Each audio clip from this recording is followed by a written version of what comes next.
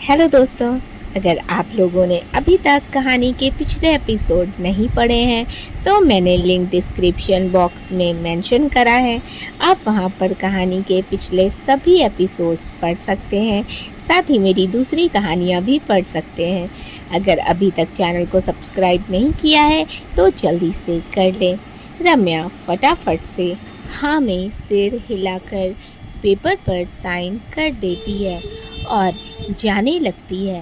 तभी कार्तिक उसे रोक कर बोलता है, मिस रम्या, आपको अगर कोई भी प्रॉब्लम आए तो आप मुझसे या रुद्र के असिस्टेंट केशव से बोल सकती हैं। रम्या मुस्कुराकर थैंक यू सर बोलकर वहाँ से चली जाती है, क्योंकि रुद्र अभी ऑफिस नहीं आया था, इसीलिए रम्या अपना केबिन देख रही थी। वो उससे बहुत पसंद आया था।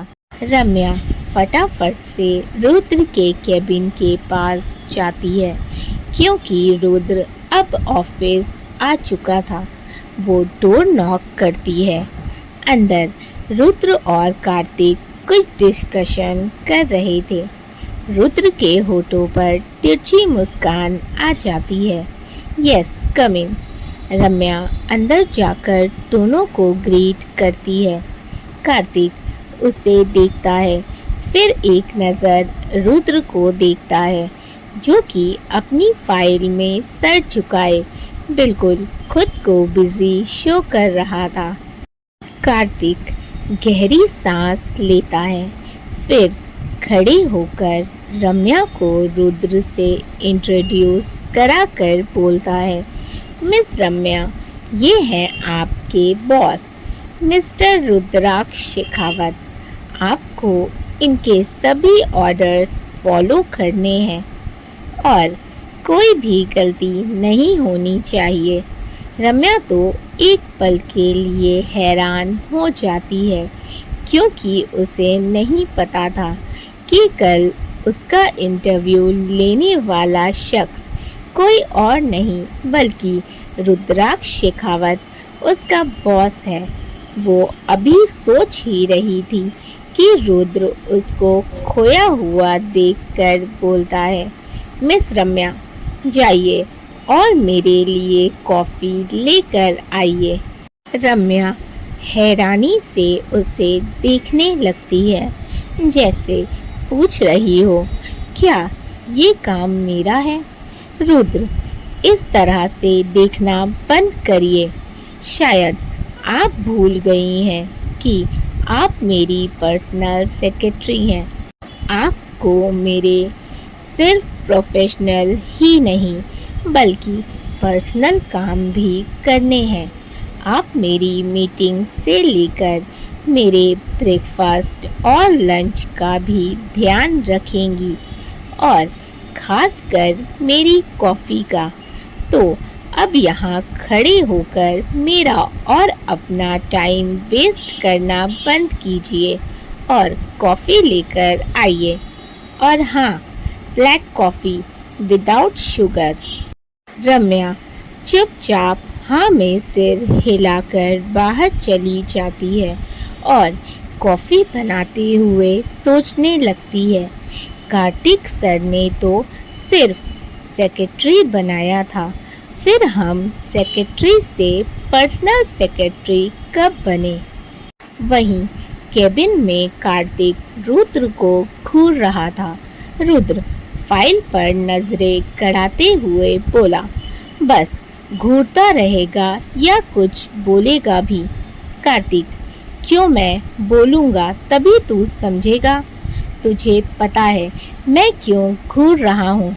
रुद्र, ओह, तुझे भी कॉफ़ी चाहिए थी तो बता देता, तेरे लिए भी बनवा देता। कार्तिक जैसे ही कुछ बोलने को हुआ तभी रम्या अंदर आ गई। रुद्र थोड़े गुस्से से, मिस रम्या, आपको मैनर्स नहीं है? किसी के केबिन में नॉक करके आते हैं। रम्या थोड़ा हड़बड़ाते हुए, सॉरी सर, रियली सॉरी, हम आगे से ध्यान रखेंगे। रुद्र, कॉफ़ी लेकर जाइए और जाकर मेरी आज की सभी मीटिंग्स का शेड्यूल तैयार कीजिए।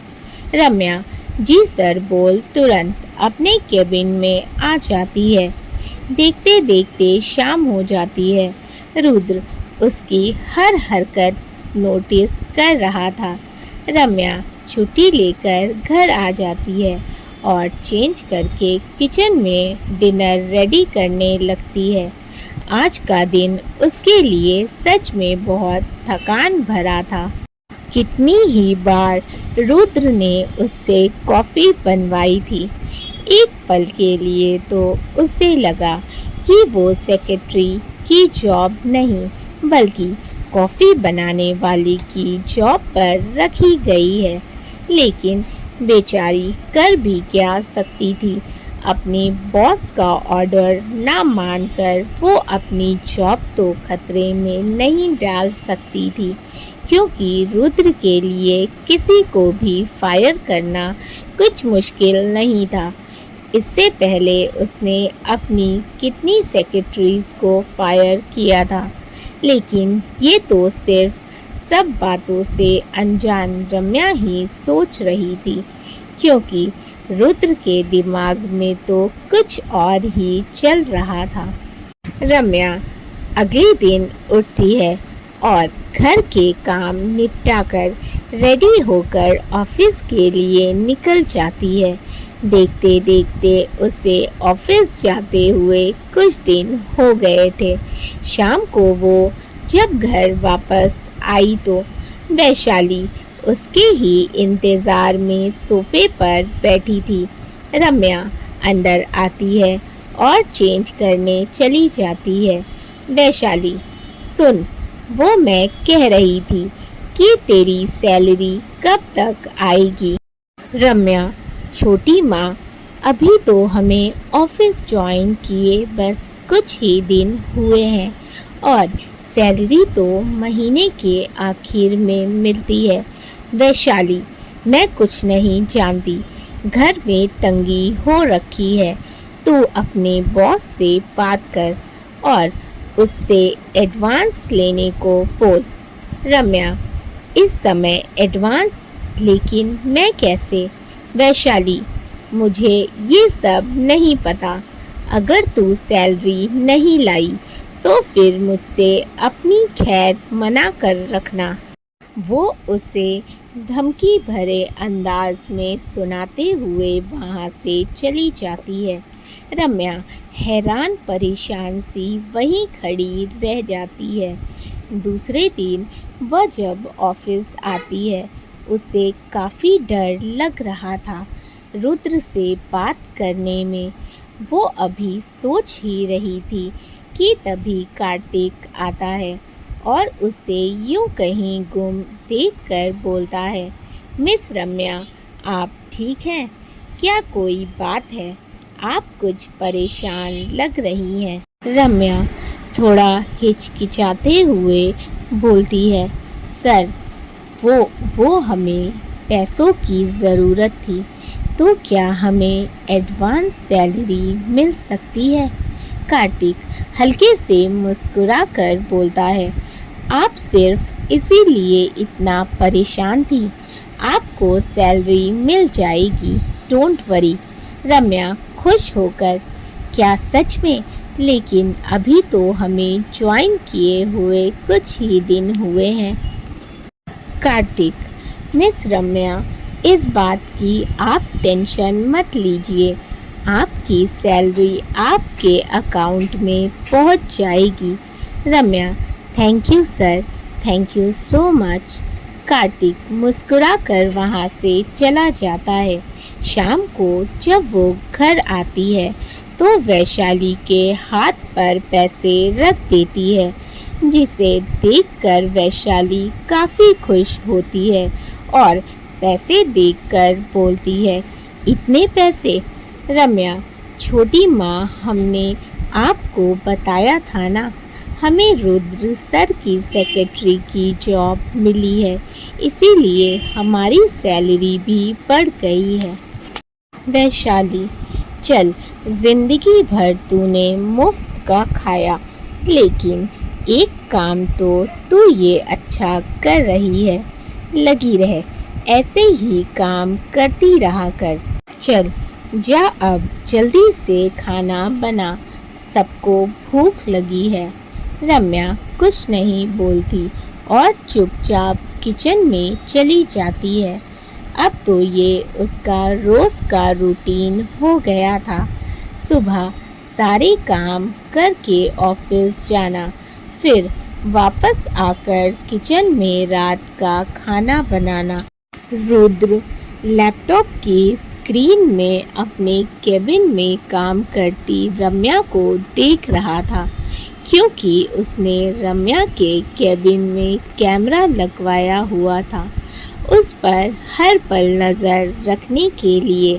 लेकिन इस कैमरे के बारे में रुद्र ने कार्तिक को भी नहीं बताया था।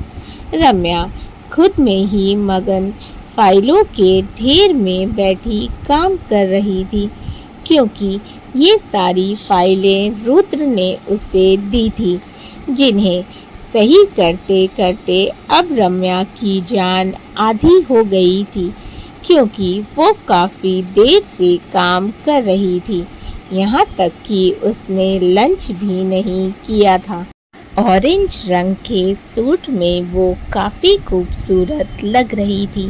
बालों की लूज चोटी, आँखों में भरा काजल, उसका पेन काफ़ी तेज़ी से चल रहा था। कुछ लटें जो उसके चेहरे पर आकर बार बार उसे परेशान कर रही थी, जिन्हें वो बेदर्दी से पीछे कर रही थी। उसकी इस हरकत को हल्की सी होठों पर मुस्कान सजाए रुद्र बड़े ध्यान से देख रहा था। वो लैपटॉप की स्क्रीन को देखते हुए बोला, शक्ल से तो बड़ी मासूम लगती हो तुम, लेकिन अंदर से तो तुम भी वैसी ही होगी जैसे बाकी लड़कियां होती हैं। दौलत और शोहरत की लालची, सिर्फ पैसों से प्यार करने वाली, जिनके लिए किसी की ज़िंदगी, किसी के इमोशन कोई मैटर नहीं करते। लेकिन अभी मुझे तुम्हारी ज़रूरत है और इस वक्त मैं अपनी ज़रूरत पूरी करने के लिए कुछ भी करूँगा, फिर वो गलत ही क्यों ना हो। उसकी आंखों में गुस्सा और शब्दों में नफरत थी। वो अपने लैपटॉप को बंद कर देता है और किसी को कॉल करता है। कॉल रिसीव होते ही रुद्र बोलता है, पेपर्स रेडी हुए? सामने से आवाज़ आती है, यस सर। सर क्या ये पेपर्स आपके लिए हैं? रुद्र गुस्से से दांत पीसते हुए, तुम्हें इससे कोई मतलब नहीं होना चाहिए। जिस काम के पैसे मिलते हैं वो करो, वरना कोई और काम करने लायक नहीं बचोगे, समझे? इतना बोल रुद्र गुस्से से फ़ोन काट देता है। रम्या फाइल्स को कंप्लीट करके रुद्र के केबिन में लेकर आती है और साइड टेबल पर रखते हुए बोलती है, सर सारा काम हो गया। उसके चेहरे पर थकान साफ नज़र आ रही थी। फिर उसने लंच भी नहीं किया था, जिस वजह से उसका सिर घूम रहा था। रम्या जैसे ही जाने के लिए मुड़ती है, एकदम से लड़खड़ा कर गिरने को होती है, लेकिन पास रखी चेयर को पकड़कर वो खुद को संभाल लेती है। उसकी हालत देख रुद्र तुरंत अपनी जगह से खड़े होते हुए बोलता है, आर यू ओके? तुम ठीक हो? क्या हुआ है तुम्हें?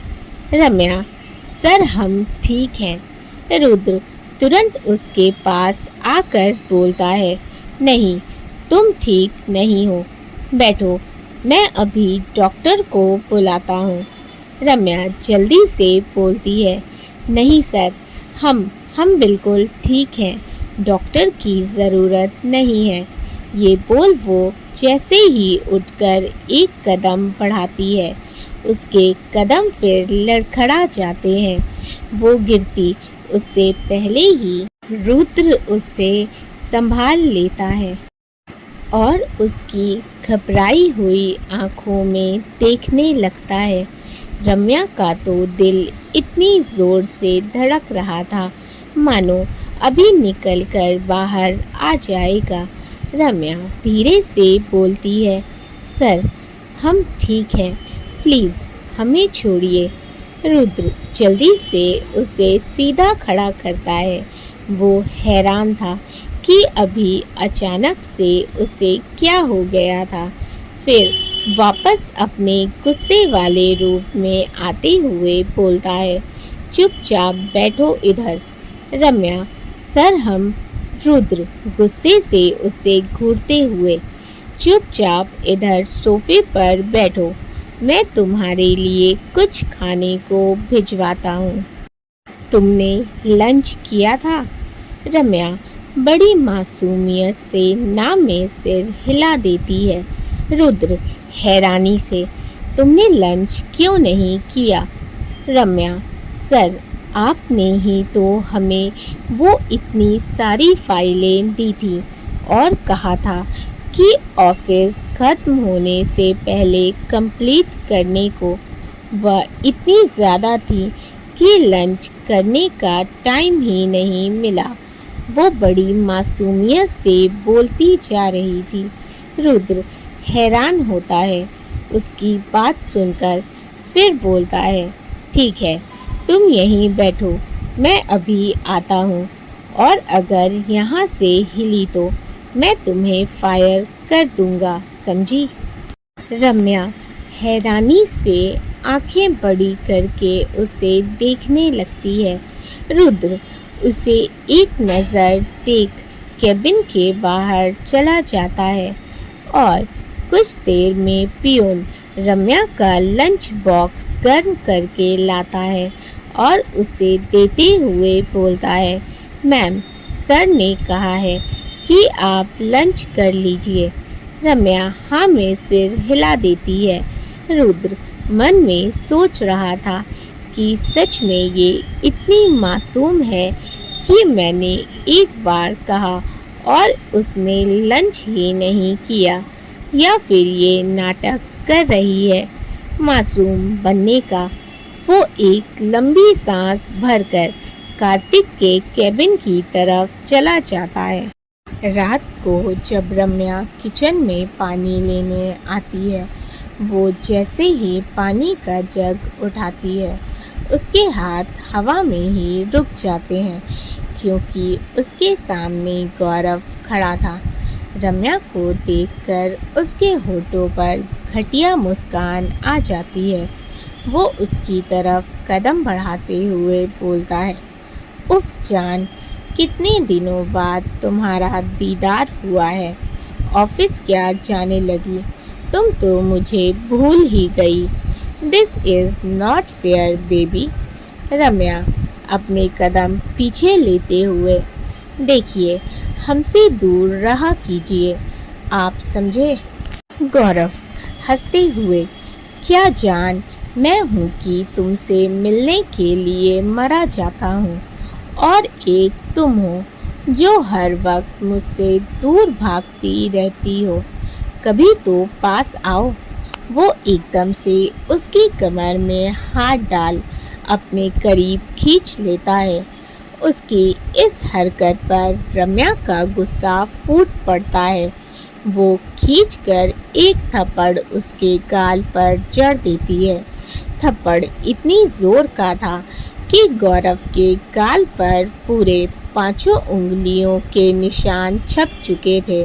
गौरव झटके से उसे छोड़ देता है और अपने गाल पर हाथ रख कर बोलता है, 2 कौड़ी की लड़की, तेरी इतनी हिम्मत कि तूने मुझ पर हाथ उठाया। तेरी तो। वो जैसे ही उसकी तरफ बढ़ने के लिए कदम बढ़ाता है कि तभी सौरभ जी की आवाज़ आने लगती है। वो शायद हॉल से किचन की तरफ आ रहे थे।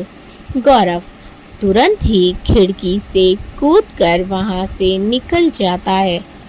तुम यहाँ क्या कर रही हो? गौरव जी रम्या के पीछे खड़े उससे पूछ रहे थे।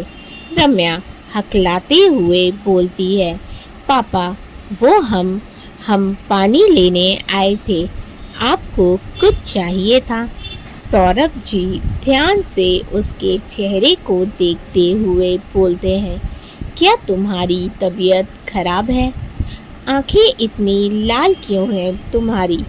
रम्या जल्दी से बोलती है, हम ठीक हैं, वो तो हमारी आंख में कुछ चला गया था, शायद इसीलिए लाल हो गई होगी।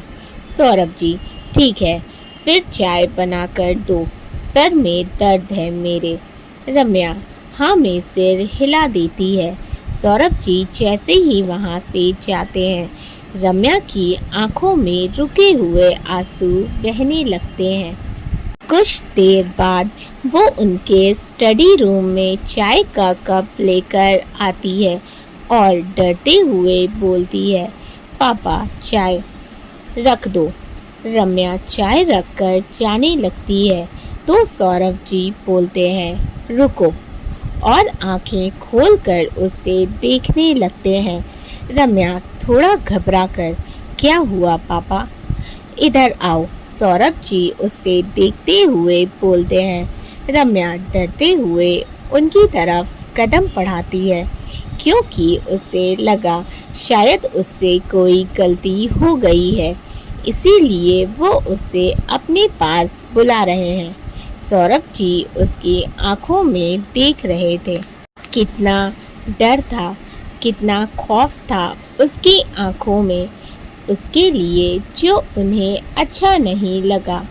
भले ही वो उससे प्यार ना करें, उससे डांटें, मारें, उससे सिर्फ नफरत जताएं, लेकिन वह थी तो उनकी बेटी, उनकी पहली बीवी शोभा की आखिरी निशानी, जिससे वो बहुत प्यार करते थे।